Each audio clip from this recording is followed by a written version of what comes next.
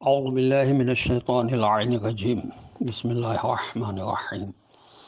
تفسیر پارہ الحرمین پبلشرز کراچی پاکستان کی شائع کردہ ہے، جس کی تالیف سید ذوالفقار علی زیدی صاحب نے کی ہے۔ یہ کتاب آپ کی سماعت کے لیے ہدیہ کی جا رہی ہے، اور آج سورۃ الزلزال کے بارے میں جو اس کتاب میں لکھا ہے اس میں سے پڑھا جائے گا انشاءاللہ۔ نزولی ترتیب کے لحاظ سے اس سورہ کا نمبر 93 ہے، اور موجودہ ترتیب کے لحاظ سے اس سورہ کا نمبر 99 ہے۔ اس سورہ کے نام زلزال اور اذا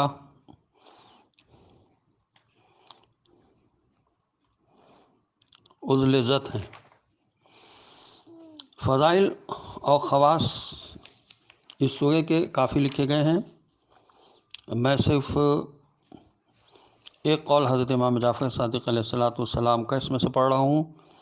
تفسیر نمونہ میں لکھا ہے اور تفسیر صافی میں بھی کہ اس سورہ کی تلاوت کرنے والا جب مرے گا تو اسے جنت جانے کا حکم دیا جائے گا۔ پروردگار فرمائے گا، میرے بندے، میں نے تجھ پر بہشت مباح کی ہے، جہاں چاہتے ہو سکونت اختیار کرو، کوئی منع کرنے والا اور کوئی واپس بھگانے والا نہیں ہے۔ اس سورہ کے موضوعات اور خلاصہ مضامین کے بارے میں لکھا ہے کہ یہ سورہ تین محوروں کے گرد بحث کرتا ہے۔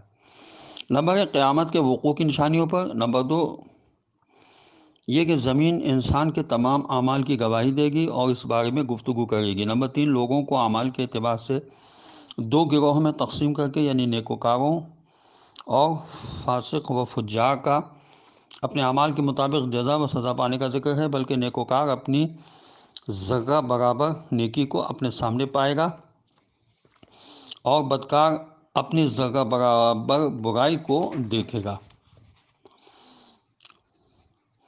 اعوذ باللہ من الشیطان اللعین الرجیم، بسم اللہ الرحمن الرحیم۔ اذا زلزلت الارض زلزالها، جب زمین اپنی لرزش سے ہلائی جائے گی۔ یہ سورہ مبارکہ اس جہان کے اختتام اور قیامت کے بعض ہولناک حوادث کو بیان کرتا ہے، یعنی جس وقت زمین ہلائی جائے گی کہ وہ زیر و زبر ہو جائے گی، یعنی زلزلہ عام زلزلوں سے بالکل مختلف ہوگا جو کسی خاص علاقوں میں آتے ہیں۔ اس زلزلے سے سارا کرۂ زمین ہلنے لگے گا۔ اس میں اختلاف ہے کہ یہ زلزلہ کب ہوگا۔ بعض روایت میں ہے کہ یہ زلزلہ قیامت کی علامات میں سے ایک علامت ہے۔ کیا اس زلزلے کا تعلق نفخہ اولیٰ سے ہے، جو اس عالم کے اختتام کا نفخہ، اور یہ زلزلہ دنیا کے اختتام پر آئے گا؟ بعض نے یہ احتمال بھی کیا ہے کہ اس سے مراد نفخہ قیامت اور مردوں کے زندہ ہونے اور ان کے زمین سے باہر پھینک دینے کا ہے۔ نفخہ یعنی سور پھونکنا۔ وَأَخْرَجَتِ الْأَرْضُ أَثْقَالَهَا وَقَالَ الْإِنسَانُ مَا لَهَا، اور زمین اپنا بوجھ باہر نکال دے گی اور انسان کہے گا کہ اسے کیا ہو گیا ہے، کہ اس نے سب کچھ اگل دیا۔ مفسرین نے اس کی مختلف تفاسیر بیان کی ہیں۔ بعض نے کہا ہے کہ اس سے مراد وہ انسان ہیں جو قیامت کے دن آنے والے زلزلے سے قبروں کے اندر سے باہر اچھل پڑیں گے۔ اس کا ذکر سورہ انشقاق میں بھی ہوا ہے، وَأَلْقَتْ مَا فِيهَا وَتَخَلَّتْ، اور جو کچھ اس کے اندر ہے اسے باہر پھینک دے گی اور خالی ہو جائے گی۔ اور بعض مفسرین نے کہا ہے کہ زمین اپنے اندرونی خزانوں کو باہر پھینک دے گی، اور یہ احتمال بھی دیا گیا ہے کہ اس سے مراد زمین کے اندر بہنے والے بھاری مواد کو باہر پھینکنا ہے، جن کی کچھ مقدار آتش فشاں کے وقت باہر نکلتی ہے۔ دنیا کے اختتام پر جو کچھ زمین کے اندر ہے وہ اس عظیم زلزلے کے بعد باہر آ جائے گا۔ آیت اللہ محسن علی نجفی نے اس کے ضمن میں یوں بیان فرمایا ہے کہ اس زلزلے کے بعد زمین اپنا ثقل بوجھ نکال دے گی۔ اسقال اگر ثقل کی جمع ہے تو بوجھ کے معنوں میں ہے۔ یہ بوجھ کیا ہے؟ اموات ہیں جو زمین میں دفن ہیں یا زیر زمین موجود قیمتی معادن ہیں۔ یا زیر زمین موجود لاوا ہے کہ اس لاوے کے ابلنے سے ایک ہماگیر زلزلہ آئے گا۔ یہ احتمال بھی دیا جاتا ہے کہ انسان کے برے اعمال انرجی کی شکل میں زمین میں محفوظ رہتے ہیں اور زمین کے لیے ایک بوجھ ہیں۔ قیامت کے دن زمین اس بوجھ کو ظاہر کر دے گی۔ یہ تفسیر کوثر فی تفسیر القرآن جلد میں لکھا ہوا ہے۔ یومئذ تحدث اخبارہا بان ربک اوحی لہا، اس دن وہ زمین اپنے حالات بیان کرے گی کیونکہ آپ کے رب نے اسے ایسا کرنے کا حکم دیا تھا۔ حضرت معصومین علیہ السلام کی روایت سے پتہ چلتا ہے کہ زمین کے مختلف حصوں بلکہ مسجد کے بھی متفرق جگہوں میں نماز پڑھنے میں فضیلت ہے۔ جب اس کی وجہ پوچھی گئی تو فرمایا کہ انسان زمین کے جس ٹکڑے پر بھی نماز پڑھتا ہے وہ ٹکڑا انسان کے حق میں گواہی دے گا۔ زمین کو خدا نے اتنا شعور دیا ہے کہ اس کے اوپر جو کچھ ہو رہا ہے اسے اپنے اندر ثبت کر رہی ہے اور حکم ہونے پر گواہی دے گی۔ یہاں پر سطحی عقل رکھنے والوں کو یہ شبہ پیش آ سکتا ہے کہ زمین ایک بے جان اور بے زبان جسم ہے، وہ کس طرح گواہی دے سکتی ہے اور باتیں کر سکتی ہے؟ تو خداوند عالم نے ہر چیز کو ایک روح عطا کی ہے اور ہر چیز کی روح میں فرق ہے۔ حیوانات کی روح بدن کی تدبیر اور تصرف، حس و ادراک اور اختیار و ارادے کا شرف رکھتی ہے، اور دوسرے اجسام کی ارواح کو یہ شرف حاصل نہیں، مگر کبھی کبھی خرق عادت کے طور پر ان اجسام کی ارواح میں ان چیزوں کا احساس بھی ہوتا ہے، جیسے کہ پتھروں اور درختوں کا حضور اکرم صلی اللہ علیہ وسلم کو سلام کرنا، بتوں کا کلمہ پڑھنا، ستون حنانہ کا آہ و بکا کرنا وغیرہ۔ تمام باتیں احادیث صحیحہ سے ثابت ہیں اور قرآنی آیات بھی اس پر گواہ ہیں، جیسے فسبحان الذی بیدہ ملکوت کل شیء وان من شیء الا یسبح بحمدہ، منزہ ہے وہ ذات جس کے قبضہ قدرت میں تمام اشیاء پر حکومت ہے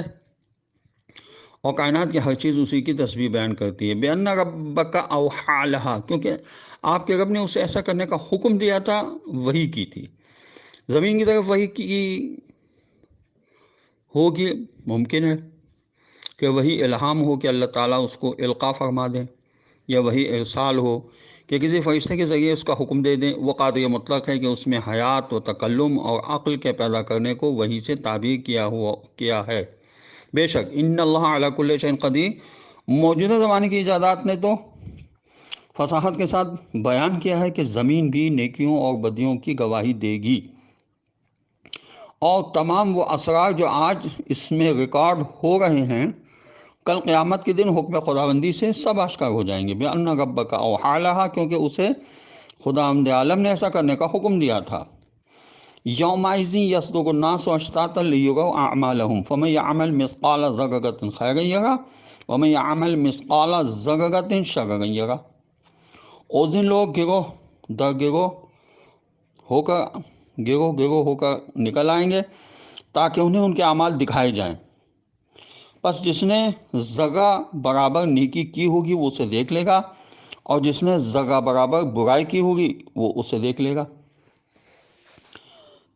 یومئذ یصدر الناس اشتاتا لیروا اعمالهم، اس دن لوگ گروہ ہو کر نکل آئیں گے تاکہ انہیں ان کے اعمال دکھائے جائیں۔ تو قیامت کے دن لوگ مختلف اور گروہ کی شکل میں نکلیں گے، جب زمین کی شہادت اور کثیف حقیقت سے فارغ ہونے کے بعد لوگ اپنے اعمال کے اعتبار سے مختلف گروہوں کی شکل میں لوٹیں گے، کچھ دائیں سمت جنت کی طرف اور کچھ بائیں جانب جہنم کی سمت جائیں گے، یعنی فریق من الجنت و فریق فی السعیر، مومن منافق کافر دشمن اہل بیت علیہ السلام تمام گروہ در گروہ کی صورت میں نکلیں گے۔ وَيَوْمَ نَحْشُرُ مِنْ كُلِّ أُمَّةٍ فَوْجًا، اور جس روز ہم ہر امت میں سے ایک جماعت کو جمع کریں گے، اور ساتھ ہی ارشاد ہوتا ہے یوم ندعو کل اناس بامامہم، یعنی ہم ہر گروہ کو ان کے امام رہبر لیڈر کے ساتھ مشہور کریں گے تاکہ ان کے اعمال ان کو دکھائے جائیں، اور ان کو ان کے اعمال دکھائے جانے کے بعد ان کی جزا اور سزا، وَمَن يَعْمَلْ مِثْقَالَ ذَرَّةٍ خَيْرًا يَرَهُ وَمَن يَعْمَلْ مِثْقَالَ ذَرَّةٍ شَرًّا يَرَهُ۔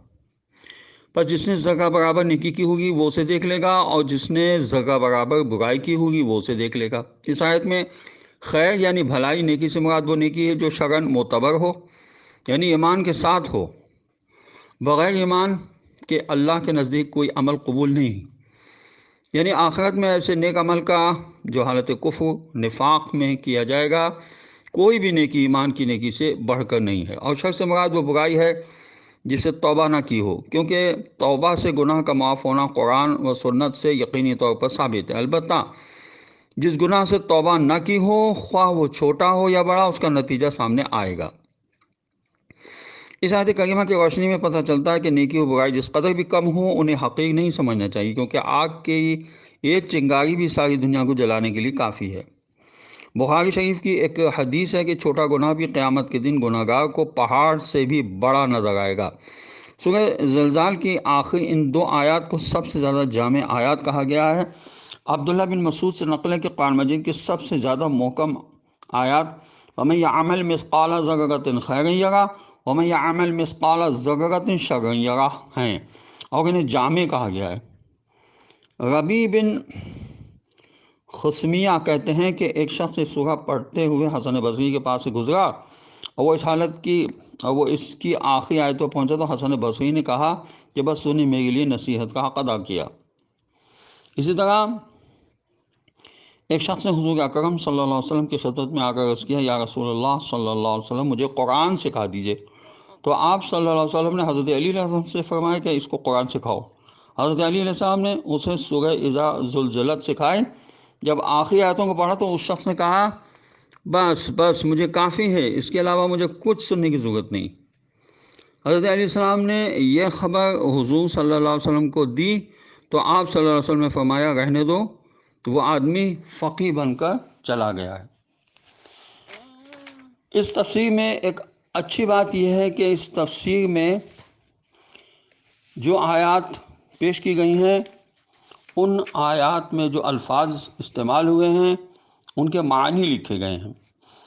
جیسے اذا جب زلزلت ہلائی جائے گی، الارض زمین زلزالہا اس کی لرزش سے، وہ اخرجت تو نکال دے گی، الارض زمین اثقالہا یعنی اپنا بوجھ، وقالا اور کہے گا الانسان یعنی انسان ما لہا اس سے کیا ہو گیا، یومئذ اس دن تو حدثو بیان کرے گی اخبارہا اپنے حالات سے، بے انا اس لیے کہ ربکا تیرے رب نے اوحا وحی کی لہا اسے۔ تو اس طرح سے انسان کو قرآن کے الفاظ کے معنی معلوم ہونا چاہیے۔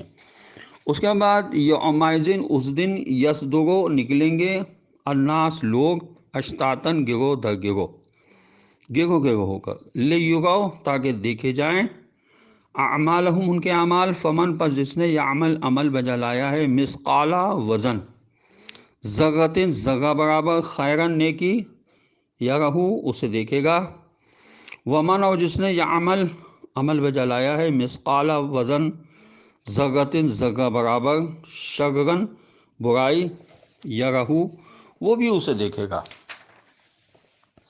تو اس طرح سے یہ تفسیر الحمدللہ جو بچے اور خواتین خطابت کرنا چاہتے ہیں ان کے لیے بہت ہی بہترین ہے۔ اس کو دل جمعی سے پڑھا جائے اور اس پہ تفکر کیا جائے اور اس میں ٹائم لگایا جائے، اور اس کے جو الفاظ ہیں ان کے معنوں اور یعنی معانی کو یاد کیا جائے تو انشاءاللہ بہترین کامیابی نصیب ہو سکتی ہے۔ ہماری دعا ہے خداوند عالم کی بارگاہ میں خداوند عالم ہمیں یہ توفیق عطا فرمائے کہ ہم قرآن پاک کو سمجھنے کی کوشش کریں اور سمجھ کے اس پر عمل کریں، اور وارث قرآن امام زمانہ کے ظہور میں خداوند عالم تعجیل فرما دے اور ہمیں ان کے اعوان و انصار میں شامل ہونے کی توفیق نصیب ہو۔ السلام علیکم ورحمۃ اللہ وبرکاتہ۔